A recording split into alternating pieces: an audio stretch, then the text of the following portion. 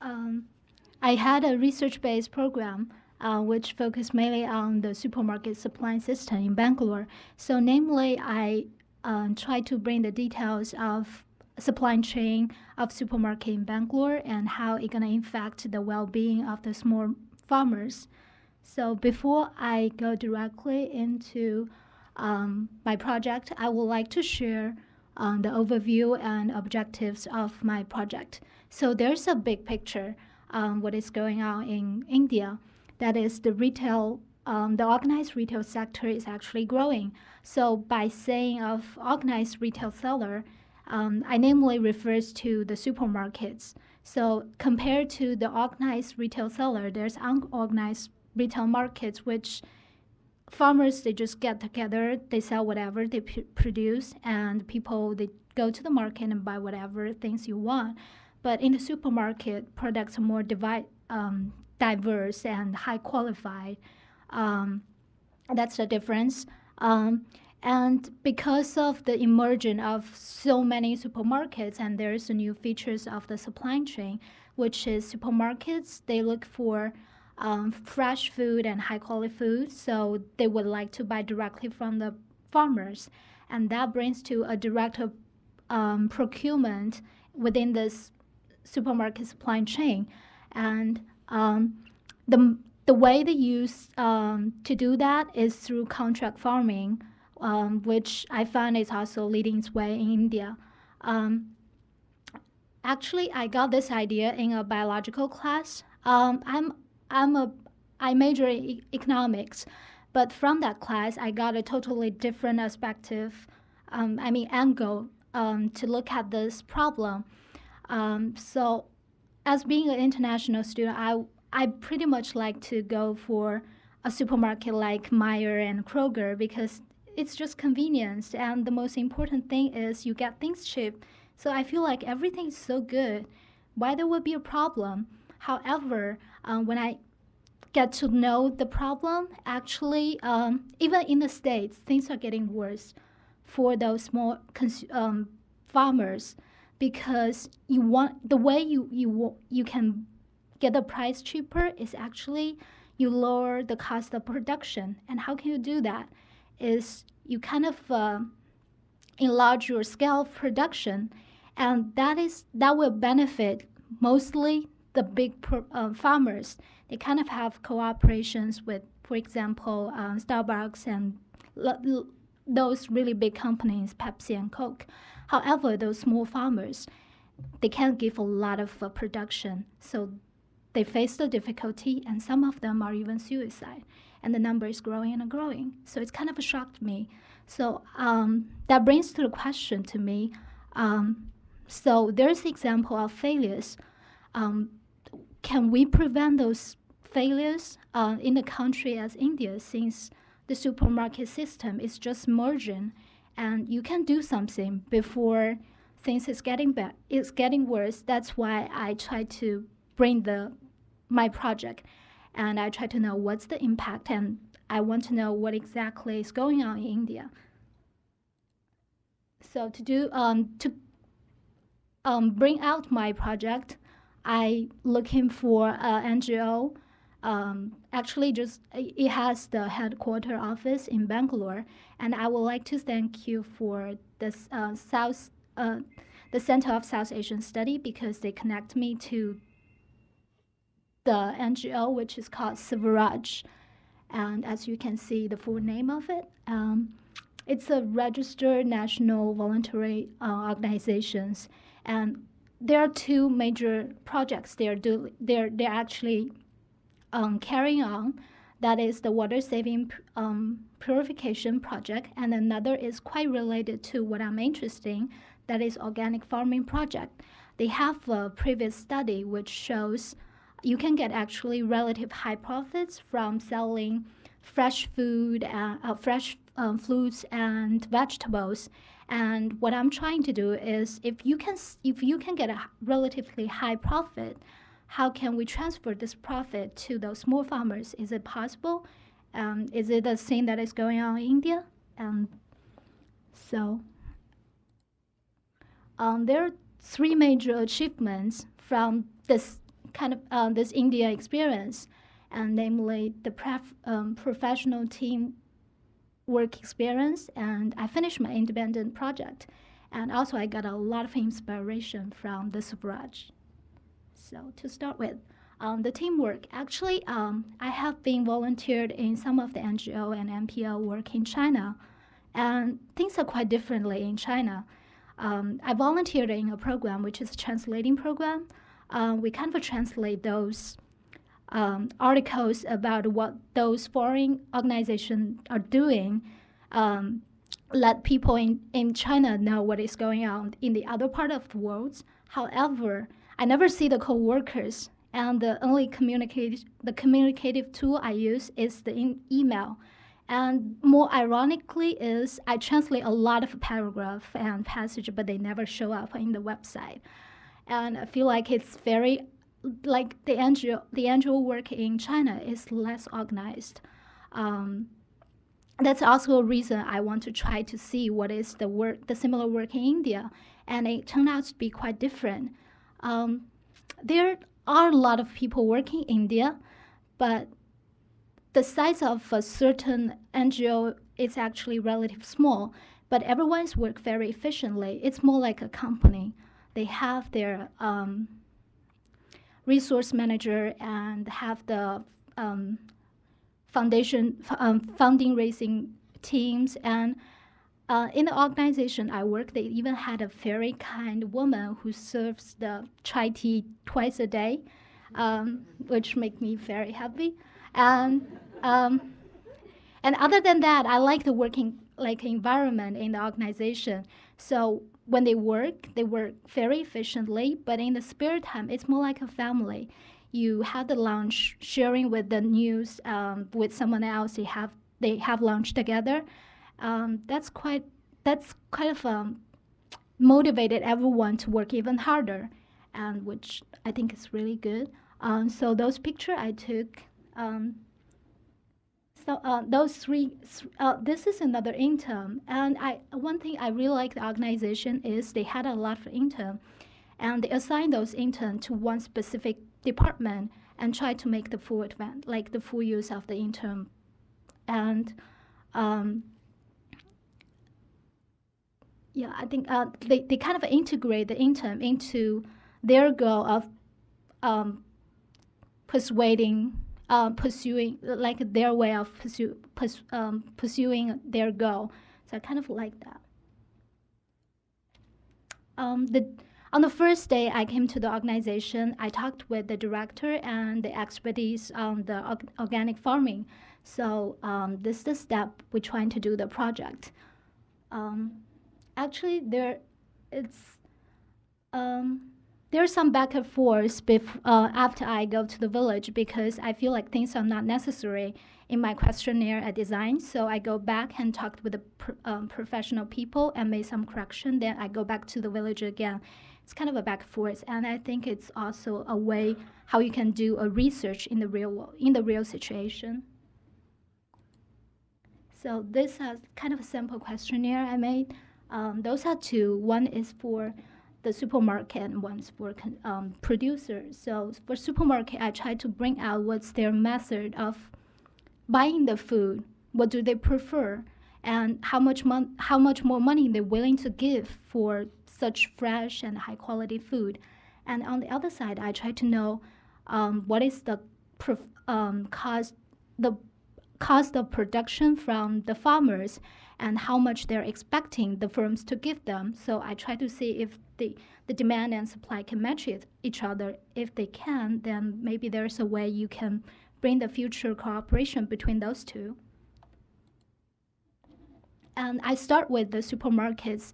That is also because I try to know who are those farmers they kind of buying food from. Then that will be the sample of farmers I will do the interview with.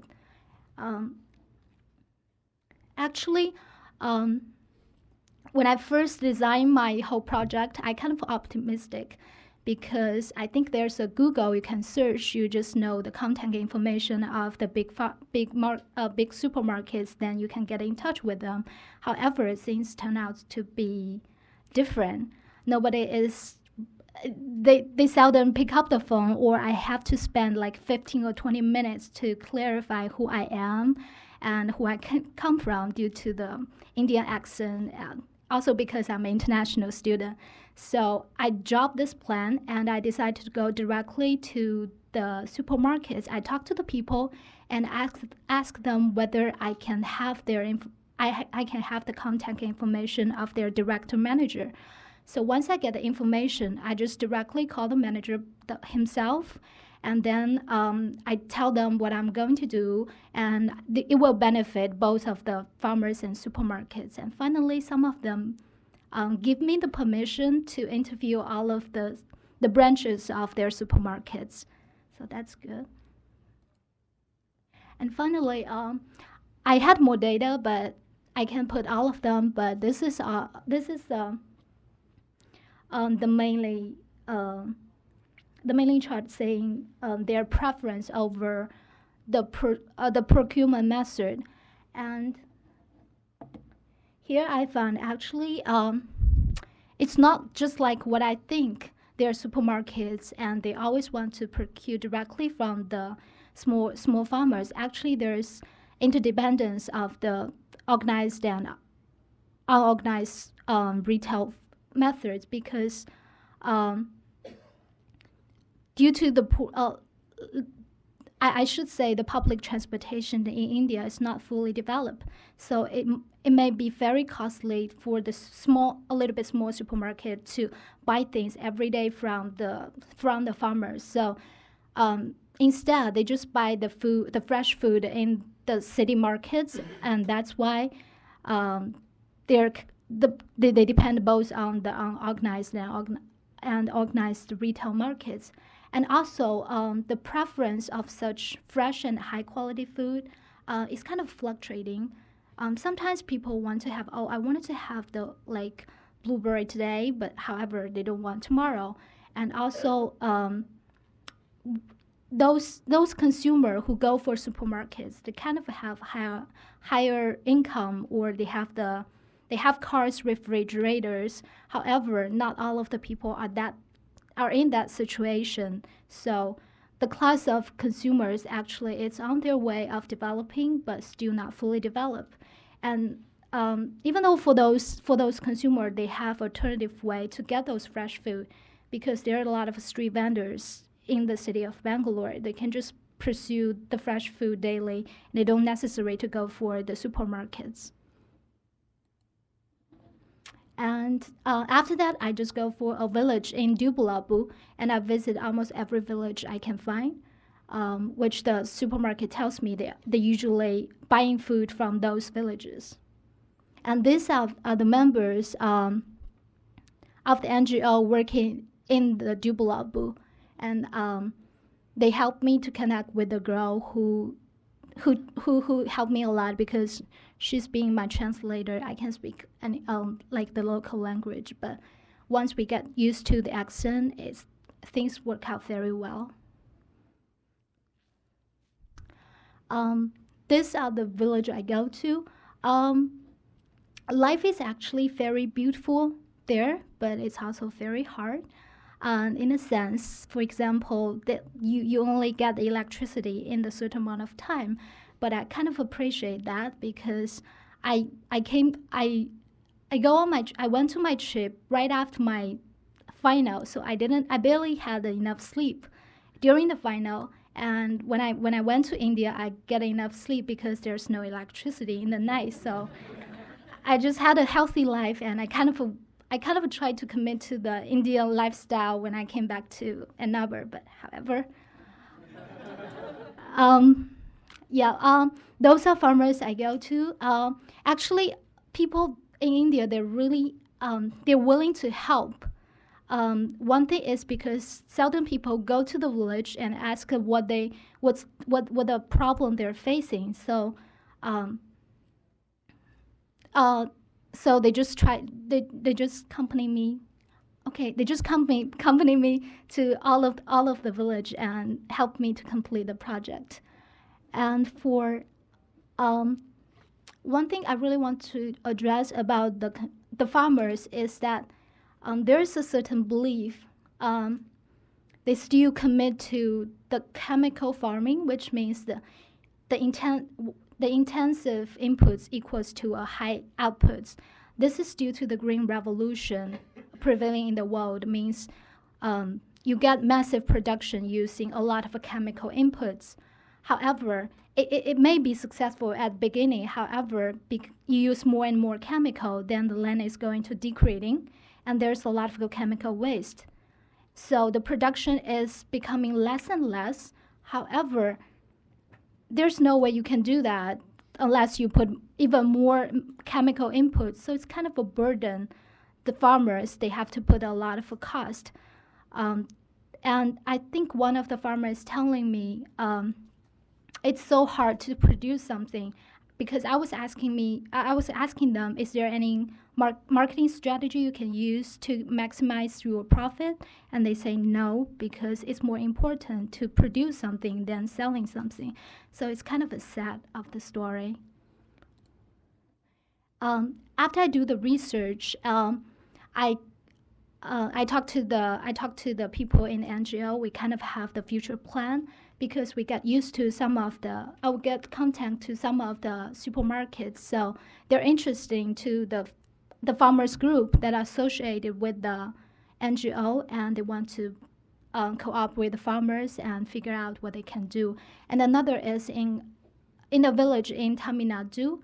What they do is they convert their chemical farming into organic farming, and they don't want to cooperate with supermarket anymore. What they do is they just they want to first secure their food in the community, and by selling the food just within themselves, they want to get a profit.